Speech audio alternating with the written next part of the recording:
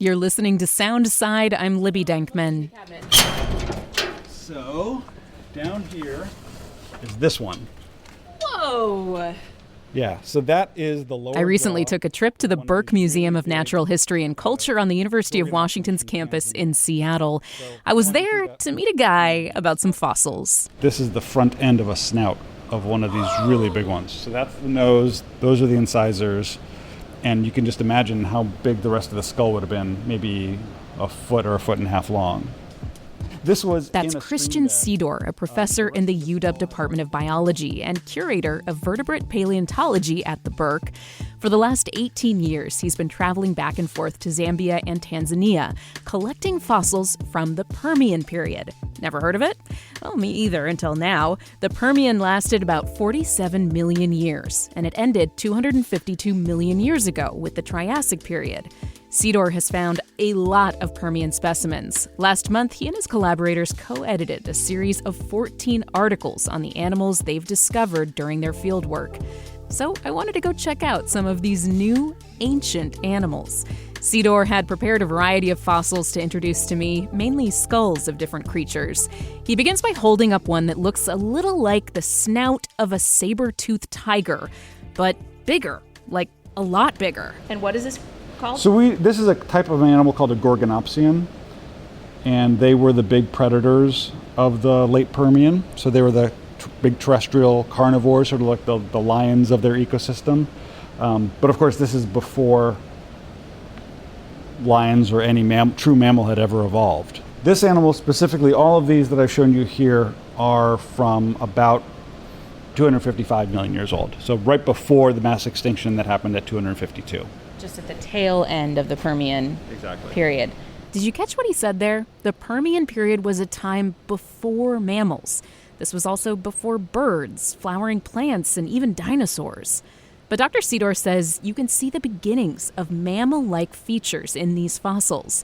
They're just not all the way there yet. That's a foot, and this is a specimen where we found this in 2018 in Zambia. And as soon as I saw that specimen, I knew that it was a paper to be published on because feet are so rare. Complete feet are so rare in the fossil record for these kinds of animals. And the really cool thing I love about this one is this animal, these Gorgonopsians, like I said, are sort of in between. They've been considered to be sort of in between reptiles and mammals. And one of the things that mammals have as a characteristic is if you think about our hands and our feet, we have a certain number of finger bones in our hands and feet. But if you looked at a modern reptile... Sidor explains that the fossilized foot he's showing me has the same number of bones in it as a reptile foot, which is more than what's in a mammal's foot. But it doesn't actually look like a modern reptile's foot. Instead, it looks a little closer to a mammal's. The toes are more symmetrical, like our own human feet are. So functionally, this is probably acting more like a mammalian hand or a foot, but anatomically, it's still sort of like halfway in between. All of the fossils Sidor shows me come from the same place, North Luangwa National Park in northeastern Zambia. He says it's because fossils from the area are so well preserved, especially the near mammal relatives you're looking for when you study the late Permian. If you were walking around in Tanzania or Zambia during the Permian period, what would it look like? What would vegetation look like? What would the types of creatures look like? What do we know from the fossil record? We do have a good understanding of a lot of the terrestrial animals that we see. And we can even start making ideas about their relative proportions, and there's lots of herbivores and relatively few carnivores. There were some true reptiles. Namely, we have animals called pariasaurs, or these big armored reptiles that could get up to be sort of at the biggest, maybe 10 feet long. We also have some distant relatives of modern amphibians. So animals called temnospondyls, and they would be kind of like giant salamanders if you saw them today, with heads about a foot long and the rest of the body maybe 5 or 6 feet long. But the most common animals you see in the late Permian are these mammal relatives, the therapsids. And they come in a wide range of body shapes and styles and sizes, going down from sort of mole-like animals that were digging, specialist underground diggers that would maybe be on the order of 6 or 8 inches long, up to bear or lion-sized carnivores with heads that are maybe approaching 2 feet long. So there's a wide range of body sizes and ecologies. But these are not mammals, because this is before mammals evolved. These are not dinosaurs, they're not birds. They are something before that. Yeah. It's confusing. It can be confusing, I think, to even conceive of that. Yeah, I think people, think that there was primordial ooze, and then dinosaurs, and then Ice Age mammals, and then us, right? And there's actually a whole lot of history, whole lot of paleontological history that happens between primordial ooze, or even when animals got onto land in the Devonian, and dinosaurs, because the first dinosaurs are on the order of 240 million years old. Animals got onto land, tetrapods got onto land at about 370 million years old. So you're talking, nearly 100 million years of evolution before that happened, right? 80 million, 70 million years of evolution. And so these fossils in the late Permian represent a wholly different ecosystem than we have today. I mean, I'm using sort of suggestions like, these are sort of like either rhinoceros-like animals or lion-like animals or mole-like animals, but they are totally distinct from modern mammals. Modern mammals didn't arise. Most of the things we think of as modern mammals, if you're talking about rodents or bats or hippos or anything like that, they're post-dinosaur era. So they're purely a Cenozoic, last 65 million years types of animals. They did exist during the age of dinosaurs, and they coexisted with dinosaurs for a long time. But here we're talking about animals that are even older than the oldest dinosaurs. And that end Permian mass extinction wiped them out or vastly reduced their numbers, and it has been suggested that's one of the reasons why dinosaurs took off. Is that in the early and middle Triassic, after the wake of this big mass extinction, it was a free-for-all, right? There was no longer any sort of incumbency that animals that were doing well before the extinction all of a sudden weren't necessarily doing so well, and new groups could come in and take their place, and one of those groups happened to be dinosaurs. The Permian period ended with the first on-land mass extinction event. It was the largest mass extinction in the history of the planet.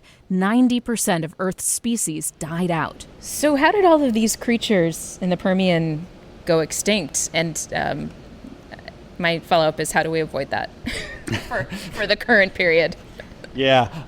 So current theory about the mass extinction at the end of the Permian is that eventually it came down to global warming, but that global warming was not caused by the activity of the animals. It was caused by, in Siberia and sort of Eastern Asia, there was big volcanic outflows, big lava flows, way bigger than what we see, for example, in the Columbia River basalts.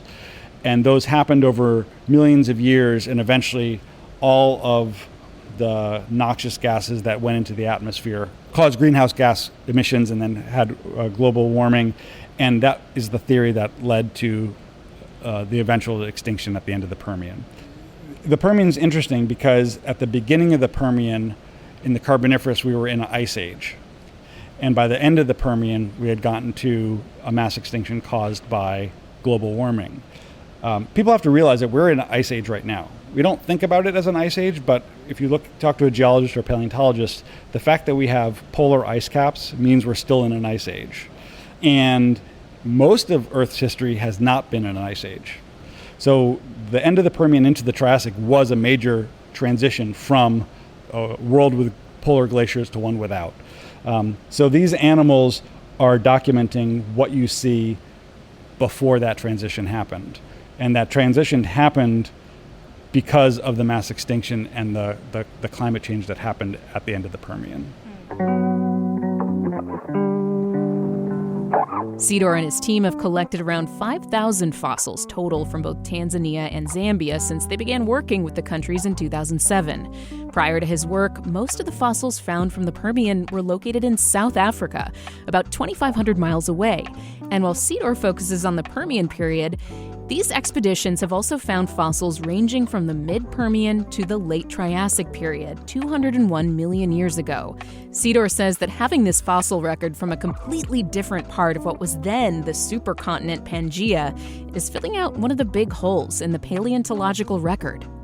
So paleontology is really good at knowing when a certain feature evolved, or when a certain group first appeared, or what was living at a certain place at a certain time. But what we're really bad at in paleontology, especially for vertebrate paleontology, animals that live on land, is knowing the geographic extent of a group. So just like no species around today lives everywhere, we really don't have a handle on that in the fossil record. So we can say that a certain species lived, for example, in South Africa, but we wouldn't know, well, it's of a certain size, and so we would think that it's sort of probably at a home range of a certain size, but we don't really have those kind of data.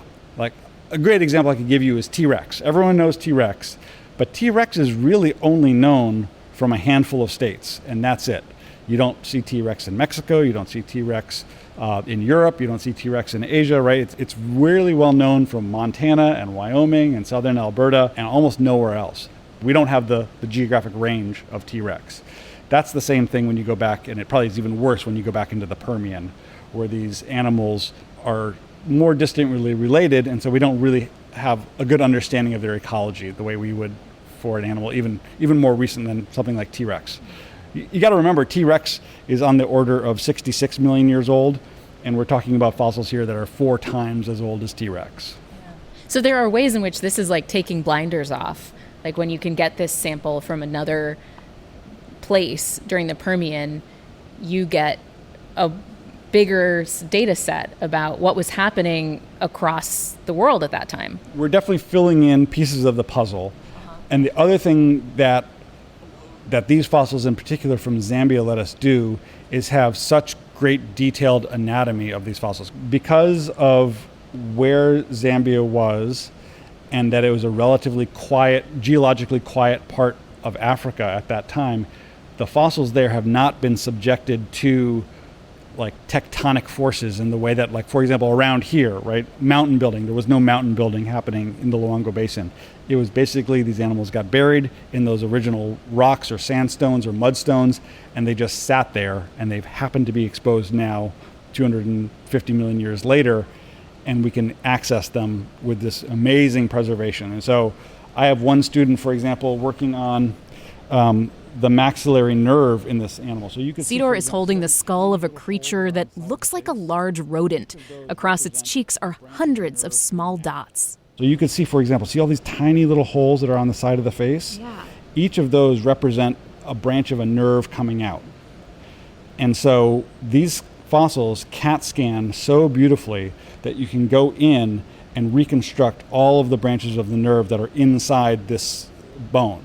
So we can see here are the branches of that, but we don't see the branching pattern inside the bone. And we can actually start seeing that because of the preservation of these fossils. Wow. So how common is that level of detail in the fossil record from this period? I mean, is that exceptional? People have been doing this for fossils in South Africa, but we've got a project right now sort of comparing our results from Zambia with the fossils from South Africa, and we are seeing so many more branches of nerves than they've ever seen. So I think that incredible preservation is going to play into how we interpret, what these animals are doing sort of ecologically with their faces. Sidor's team's last trip just concluded in July. When those fossils arrive at the Burke, he and his team, assisted by about 40 volunteers, will carefully clean off the protective plaster casts that they coat the fossils with in the field and dive into detailed analysis. When they're finished studying what they've uncovered, they'll do something with the fossils that not many researchers at big international institutions have done up until now. They'll send the fossils back. So the first sort of colonial era collecting was in the 1920s and 1930s, and British expeditions and German expeditions went there, and all of those fossils are actually now in museums in either Germany or in the UK. And so when we started our work in 2007, one of the things we were really excited about was to be able to have these fossils, work on them for their research purposes, and then return them back to the National Museum in Dar es Salaam. These will be the first fossils that actually make their way back to Tanzania. In terms of Zambia, there have been some fossils returned. There are some fossils in the Livingstone Museum, and some fossils, again, in the British Museum and in other places around the world. But that was one of our main projects, is to have these fossils go back to their home country. Sidor told me he's hoping to return to Tanzania next year to keep finding more fossils and continue expanding our understanding of what life was like, 255 million years ago. If you want to see these fossils or any of the other incredible specimens at the Burke, including a really cool giant clam, you can find more information on their website, burkemuseum.org. You're listening to Soundside. I'm Libby Dankman. And hey, this show is only possible because listeners support us. If you are able to give right now, check out the show notes for a link to donate. And don't forget, you can listen live on KUOW 94.9 FM Seattle at noon and 8 p.m., Monday through Thursday, or anytime online at KUOW.org.